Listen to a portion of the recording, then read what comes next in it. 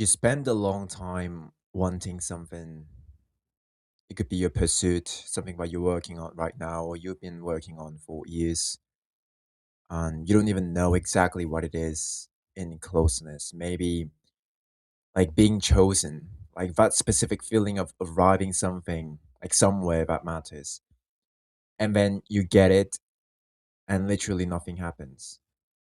It's not like a disappointment, like any kind of regrets, but just nothing. Like the wanting was the whole point, and the thing itself was never really the destination.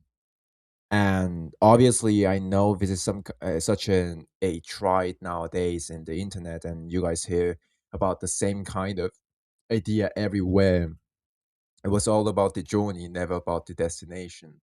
Having things never fun. It's the pursuit of happiness, not happiness of pursuit. I mean, yeah, it's the other way around. It's the happiness of the pursuit, not the pursuit of happiness. And I think a lot of people have felt this and never said it out loud, or like because it sounds ungrateful, or even like sometimes it's just sound weird, like broken. You got what you wanted, like you're supposed to be feeling something, like something just like regret, or at least be grateful that you actually have it, because there are so many people that didn't achieve, couldn't get that thing because they weren't as talented as you, or they didn't have the kind of privilege that you had. But the emptiness, I don't think it's random, and I'm sure it's pointing at something real. And here's what I think like what's actually happening. We don't always want the thing. We want the proof that we are capable of receiving it. The wanting is a kind of aliveness. Like it tells you there's something left to go. You have this clear image, this clear plan of yourself. You can imagine yourself being in that place, being that version of yourself.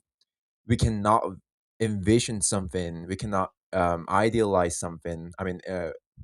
Yeah, idolize something, but you don't have anything about. Like it has to somewhat relatively like close somewhere you are right now, so that like that's literally how you dream of being someone, or somewhere in that one specific point.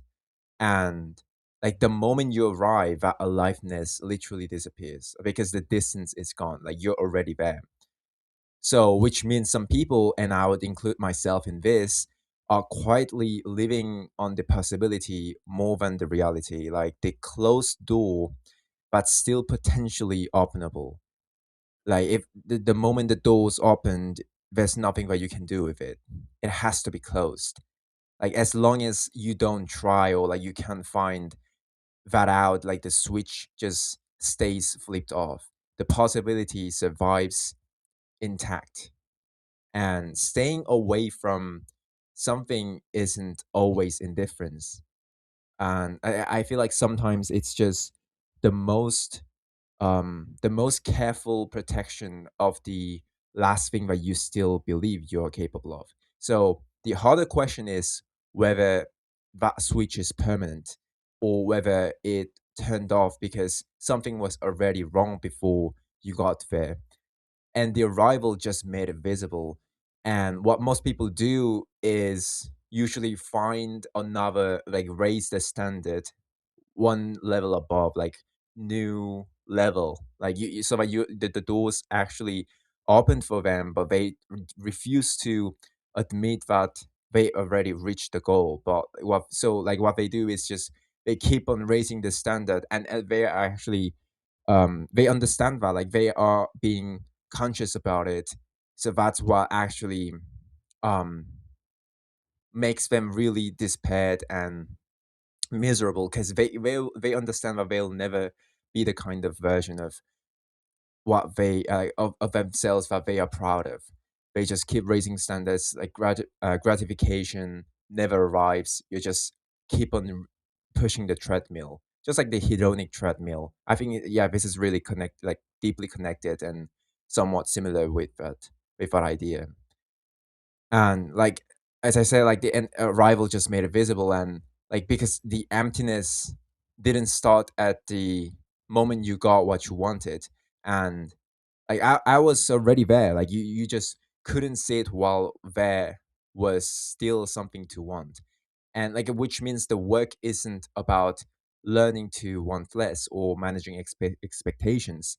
It's just all about what was broken before the wanting even started. So like that's a longer road, but I think that's the real one. Like figure out what was always hollow. The rest follows from that. Just like how we describe after conceiving thoughts and how we felt, the want, the desire always formulates a shapes inside our head first before our actual desires. Like something had to be missing before you start desiring something and you put it into action. You put it into this material real world. Like I don't know mine. I don't know what mine is. I don't know what happened to me back before everything, like my gym and things that I love and things that I care about. Like what was I lack of? You know, like what were the hollow points, hollow voids inside me that made me want those things? And I think it's all up to us to figure out what our hollow point is, just like how we have to find our own boulders to push for the rest of our lives. Thank you for watching the video.